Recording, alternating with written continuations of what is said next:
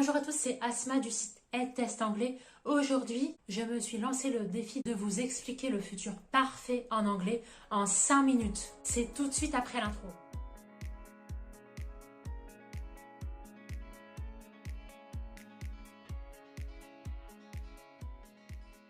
Si vous me découvrez dans cette vidéo, j'ai créé cette chaîne pour vous aider à apprendre l'anglais efficacement et sans perdre de temps. Ce sera d'autant plus intéressant pour vous si vous préparez la certification TOEIC en anglais. Donc si ça vous intéresse d'apprendre l'anglais naturellement et rapidement, n'hésitez pas à vous abonner dès maintenant à cette chaîne pour être sûr de recevoir toujours mon contenu mis à jour. Donc on démarre avec le futur parfait en anglais. C'est quoi ce temps de conjugaison? C'est pour indiquer en fait des actions qui seront réalisées dans le futur et qui seront terminées à un point donné dans le futur. Donc pour le construire, c'est très simple. Le sujet de la phrase will have plus le verbe principal de la phrase au participe passé. Donc un exemple avec le verbe to finish, I will have finished, j'aurai terminé. Donc l'action sera réalisée dans le futur et se terminera à un moment donné dans le futur. Alors un exemple concret, by next year, I will have worked in this company for 10 years. D'ici l'année prochaine, j'aurai travaillé dans cette entreprise pendant 10 ans. Donc là, ici, on voit bien que l'action de travailler dans l'entreprise, elle n'est pas terminée, elle est encore en cours.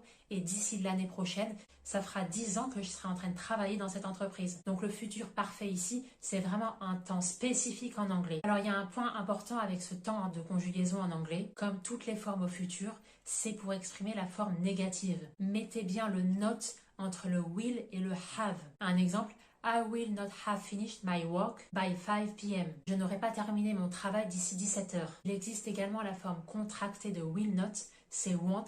Alors want, ça se retrouve dans tous les temps de conjugaison au futur. C'est un petit mot qui est invariable et ça donne I won't have finished my work by 5 p.m. Ces deux phrases veulent dire la même chose en anglais. Maintenant, il y a 3 pièges que vous devez éviter avec le futur parfait en anglais. Et le point commun entre ces 3 pièges que je vais vous présenter, vous allez voir que c'est par rapport à la confusion qu'il peut y avoir avec d'autres temps de conjugaison en anglais. Ne confondez pas le futur parfait avec le futur simple. Au futur simple, on dira I will work tomorrow. Je travaillerai demain. Et au futur, ça donnerait I will have worked for 8 hours by 6 p.m. J'aurai travaillé pendant 8 heures d'ici 18 heures. Donc là, vous voyez bien que le futur parfait, c'est vraiment un temps à part entière en anglais. Et justement, pour le distinguer, il y a le petit mot by qui revient souvent. By 6 p.m., by next year. C'est un indicateur ici que vous êtes dans le futur parfait.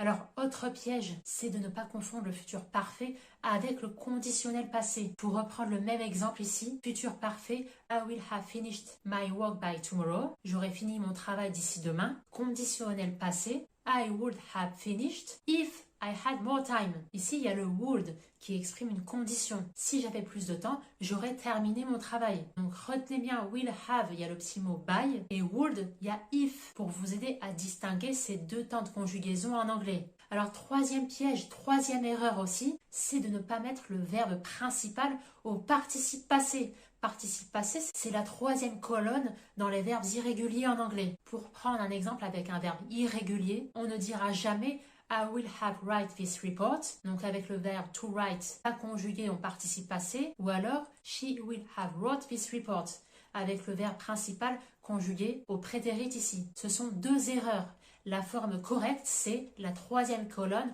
written. She will have written this report. Donc retenez bien futur parfait, participe passé. Alors maintenant, mon récap express pour former le futur parfait en anglais, c'est le sujet de la phrase plus will have plus le verbe principal au participe passé et surtout sans le tout avant. Le futur parfait sert à exprimer des actions qui seront terminées dans le futur. Et comme je le dis à chaque fois, n'hésitez pas à compléter cette vidéo avec d'autres ressources que vous trouverez sur internet et à faire des exercices d'application pour mémoriser au mieux ce temps de conjugaison en anglais. D'ailleurs, pour chacun d'entre eux, j'ai fait une vidéo exprès à ce sujet. Je vous explique concrètement la construction de tel temps de conjugaison en anglais, quand est-ce qu'on l'utilise, dans le seul but de vous faire gagner le maximum de temps. Voilà, n'hésitez pas à me lâcher un like, ça me ferait plaisir et ça encouragera mon travail et ça permettra à d'autres personnes comme vous qui apprennent l'anglais de voir cette vidéo. N'hésitez pas à récupérer tous mes PDF si vous préparez la certification TOEIC. C'est une mini-formation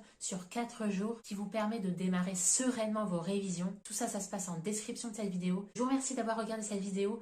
Très bon apprentissage de l'anglais et à très vite sur edtestanglais.com.